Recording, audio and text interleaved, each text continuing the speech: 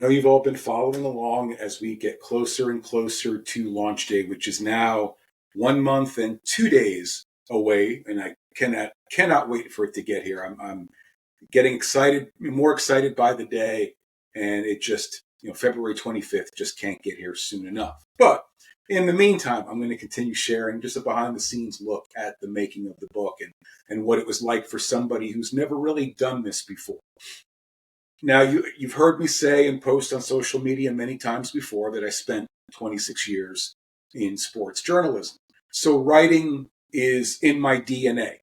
I've always enjoyed writing from when I was a little kid all the way up through high school, college, and where I first started developing my passion. And for 26 years after that, at several different locations. So, as I've said before, you would think that writing this book would have been fairly easy. And that was the furthest thing from the truth, as I discovered as I was doing it. Maybe I went into it underestimating how challenging this would be. And I certainly had a rude awakening. I was definitely enlightened as to just how hard writing a book like this is. So I definitely have a serious level of respect for those select few that are actually published authors and those who do it time and time again. I don't know if I'm going to do one beyond this one. Never say never, but right now I'd probably say no. It's just so much of a challenge and more so such a time-consuming challenge. You really have to throw yourself into it 150% to really make it come out the way you want it to come out. But now I want to share with you why it was so hard to write this book after spending so many years in the sports journalism industry. Well, the first one's pretty obvious. When you're in the newspaper game, cardinal sin number one is injecting yourself into the story. Your job is to be on the outside looking in and giving an objective perspective on what actually is taking place, giving the readers the who, what, where, how, and why of that story. And nowhere in there should there be anything where you're becoming part of the story. Now, that being said, I did write a column, especially at my last stop in Erie, Pennsylvania, where you do become part of a story. You share your personal experiences, you share your personal opinions on different subject matter. But again, you have to draw that line, and you have to make sure that you're still staying professional, you're still staying objective to a certain degree. So you're not really fully committed to putting yourself into the story. Plus, back when I was working in the newspaper industry, and I finished up about 6-7 years ago, I was in the midst of becoming the unhealthiest version of myself. Only difference was that I really didn't pay much attention to it at that time. I was so focused on becoming the best journalist I can be. I was so focused on doing the job.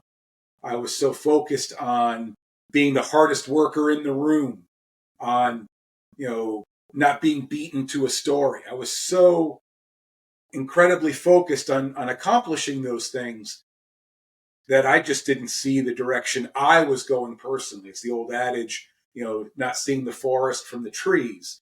You're seeing what's happening right in front of you. You're focused on what you're doing that's right in front of you. You don't see what's happening, what's going on around you. And what was going on around me was a very unhealthy version of myself. So when it came time to write this book, I had to go down that path again. I had to relive not just the lessons that I learned and not just the mistakes that I made, but also the amount of time that I wasted. That will and always will be my biggest regret, is that I didn't see what I should have seen much sooner. It took, getting into my, really, hitting into my late 30s and 40s for me to start figuring this all out, realizing how important it was to take care of myself. So when I sat down to write this, I had to relive it, and I had to put it into words. And as much as I'm a writer by nature, I also like to talk.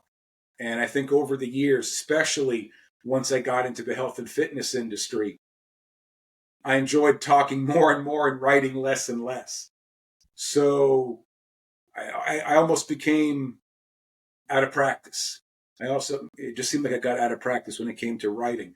Plus, that newspaper reporter mentality in me may have been the biggest challenge of all, where I was focused on sentence structure. And was I answering all the questions? Was I tying up any loose ends? Was I providing all the information that I needed to provide for people to understand what I was trying to say? And did it sound good? When I reread it, does it sound good in my head?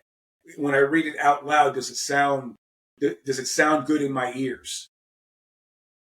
As opposed to just sharing, as opposed to just digging deep and finding what scared me the most and using it as motivation, as inspiration to help others.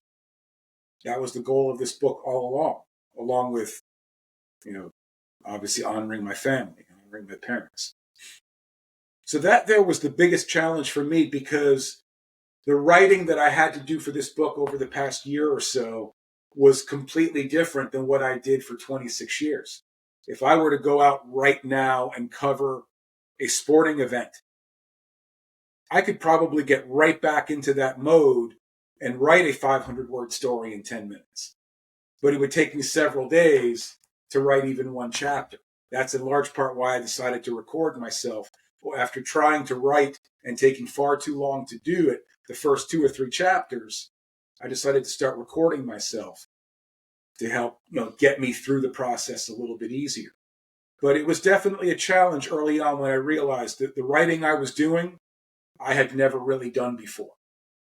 So the 26 years of experience, at best, wasn't going to come in handy. And at worst, was going to get in my way. So that's why it was so hard. For me, now, if I were to go do this again someday, again, never say never, I'd have a better understanding of what I was getting myself into. But that first time around, honestly, I've never really experienced anything like it. It wasn't just challenging. It was overwhelming. And at times I wondered if I was going to get through it. And I guess that's why I'm so excited to get here to launch day, because I think that's going to, draw to a close, bring down the curtain, if you will, on a process that challenged me as much, if not more, than anything else that's ever challenged. Hope you're all doing well. Thank you again for all your support as always. We'll talk more and more. If I haven't reached out to you yet, and I'm sure I will, talk more about launch day and what I want to ask you all to do, because I want you all to be a part of it, because for this to get in as many hands as possible and for this to be a #1 bestseller, which are the 2 goals of this book, I'm going to need everybody's help. All right. Stay warm, stay safe, have a great rest of your week and weekend, and I will talk to you soon. Take care.